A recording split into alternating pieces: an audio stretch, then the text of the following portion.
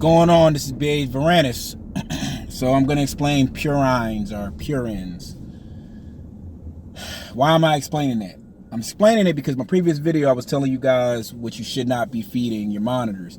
So when it comes to flesh meat and organ meats from animals exclusively, and when I say flesh meat, I mean like chicken breasts, beef cubes, you know, liver and kidneys and hearts. I'm not talking about, you know, chicken quarters with the bone in it and stuff like that. I'm not talking about that. You know, that's another video, and I'll kind of explain that and half-ass justify that. So purines in excess are the leading cause of what's called gout. A lot of reptiles out here have gout, a lot of them, and that's the #1 cause of death, I assume, next to just poor husbandry altogether.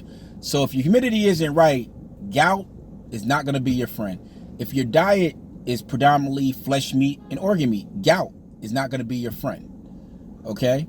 So how is gout caused? So purines are the building blocks of DNA, deoxyribonucleic acid, and RNA, ribonucleic acid, or ribonucleic acid, however you want to say it. You know? So that being the case, their bodies already have purines. So their bodies are, through evolution and everything else, built to deal with a certain amount of purine from a certain level, on a certain level, from a certain amount of sources. Okay, specifically because of their habitats. Okay.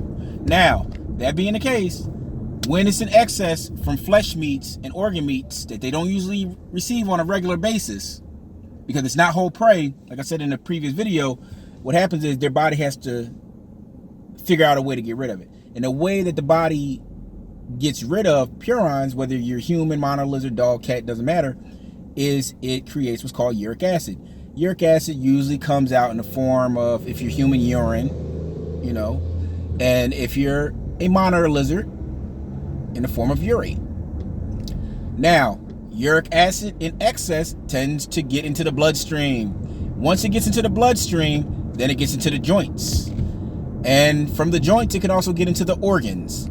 So if it gets into the joints, some of the symptoms, you'll see your monitor won't be moving. It'll be lethargic. It'll be in serious joint pain. On an X-ray, you'll be able to see the sediments in between the joints. It's one of those permanent issues. It can be treated, but pain management in reptiles, to say the least, is not something I've been digging on. I can't really find a lot on it. Nobody, you know, I don't think they know yet. But that's just me. They may, you know. So that's that when it comes to joints. When it comes to organs, it's a done deal, you know. So that's why you don't want to feed flesh meats or organ meats, because the purines, the body usually can't process that level of purine. So if you're doing organ meats and you're doing flesh meats, it should be like 10% of the diet, because your animals should be on whole prey anyway, like I stated in my previous video. Now, and usually ends up fatal.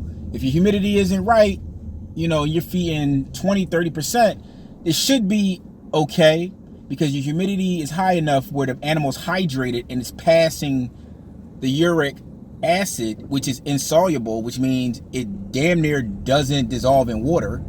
You know, it still is helping with passing it. If humidity's right, humidity's not right, it's not passing it. So dehydration helps with the onset of gout. So it's all these chains. So that's why you want your husbandry right. That's why I'm always screaming high humidity, you know, or make sure the humidity is the way it needs to be, you know. So take heed to it. Holla at your boy.